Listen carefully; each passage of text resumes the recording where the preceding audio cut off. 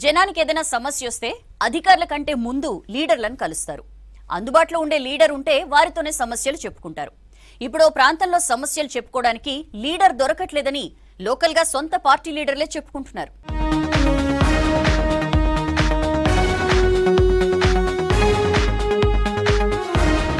పలకరించుడు కాదు కదా, కనీసం చూద్దామంటే కూడా తన ఓటర్లకు ఎక్కడా కనిపిస్తలేరట ఆదిలాబాద్ ఎంపీ గోడం నగేష్.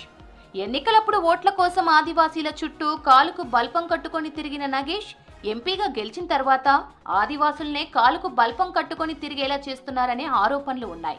ప్రచారంలో ఆదివాసీలు అడిగినవి అడగనవి అన్నీ చేస్తానని హామీలిచ్చారని చెప్తున్నారు లోకల్స్. హామీల అమలు సంగతి పక్కన పెడితే ఇప్పుడు కంటి చూపుకు కూడా కానరావడం లేదని గుస్సా అవుతున్నారట అడవి బిడ్డలు.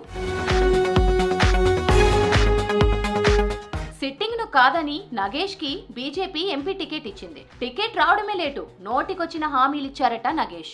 అక్కడితో ఆగకుండా ఎంపీగా గెలిపిస్తే ఆదివాసీల తలరాత మారుస్తామని శపథం చేసేశారు ఆదిలాబాద్ ఎంపీ. మొత్తానికి నగేష్ ని ఎంపీగా గెలిపించుకున్నారు ఆదివాసీలు.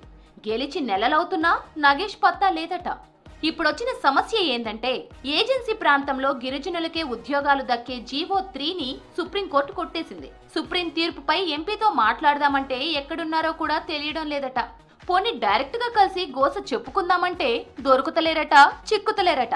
పోతే ఢిల్లీ లేదంటే హైదరాబాద్ కి అతుక్కుపోతున్నారని మాట్లాడుకుంటున్నారు ఎంపీకి ఓటేసిన పబ్లిక్.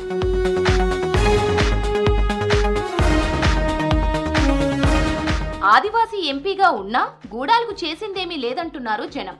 ఆదివాసీల ఉనికి ప్రపంచానికి చాటే పండుగ ప్రపంచ ఆదివాసీ దినోత్సవం. ఈ పండుగ కూడా హాజరు కాలేదని మండిపోతున్నారు. మా సమస్యలను పట్టించుకొని ఎంపీ ఉన్నా లేనట్లేనని ముఖం మీదే చెప్పేస్తున్నారు గిరిజనులు.